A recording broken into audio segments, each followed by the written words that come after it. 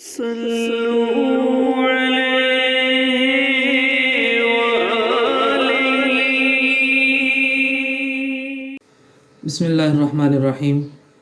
معزز سامعین، آج ہم بڑے ہی اہم ٹاپک کے اوپر بات کرنے جا رہے ہیں، اور آپ تمام احباب سے بھی التماس ہے کہ اس کو آپ نے نہ صرف سننا ہے بلکہ دوسرے دوستوں کے ساتھ بھی اس کو شیئر کرنا ہے تاکہ ان تک بھی یہ پیغام پہنچے۔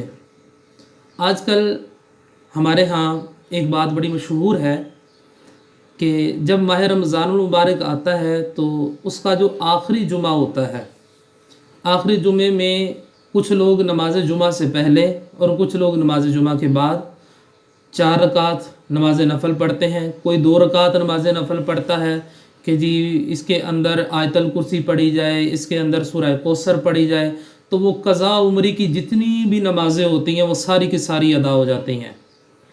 تو ایسی کوئی بات بھی موجود نہیں ہے، اور یہ سراسر اسلام کے ساتھ زیادتی ہے، اپنے ساتھ زیادتی ہے۔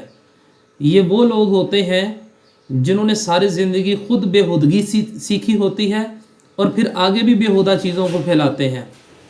نہ اسلام کا اس چیز کے ساتھ کوئی تعلق ہے اور نہ ہی اسلام والوں کا اس کے ساتھ کوئی تعلق ہے۔ آج کل میں نے دیکھا ہے کہ بہت سارے پیر و زام بھی ایسے ہیں کہ جو یہ کام کرتے پھرتے ہیں کہ جناب اس چیز کو جناب ہمارے آباء و اجداد نے بھی کیا ہے، فلاں نے کیا ہے، جب تک کسی نے بھی ایسا کام نہیں کیا۔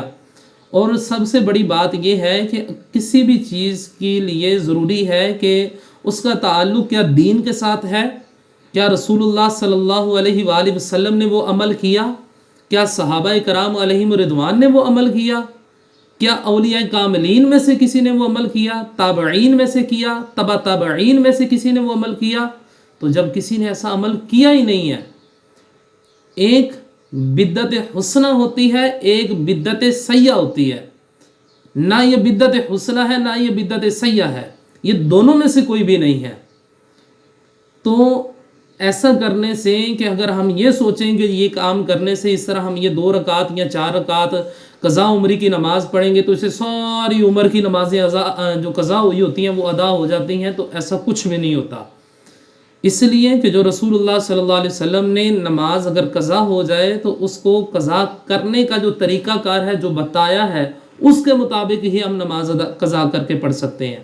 اس کے علاوہ وگرنہ کوئی دوسرا طریقہ ابھی تک ایجاد نہیں ہوا۔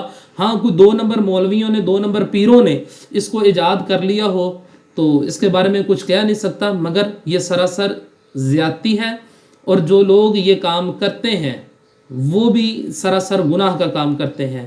تو اللہ تعالیٰ کی بارگاہ میں دعا ہے کہ اللہ تعالیٰ ہمیں ایسی غلط چیزوں سے بچنے کی توفیق عطا فرمائے، اور اللہ تعالیٰ میں صحیح معنوں میں قرآن کو اور حدیث کو سمجھنے کی توفیق عطا فرمائے۔ آمین۔ وما علیہ الا البلاغ المبین۔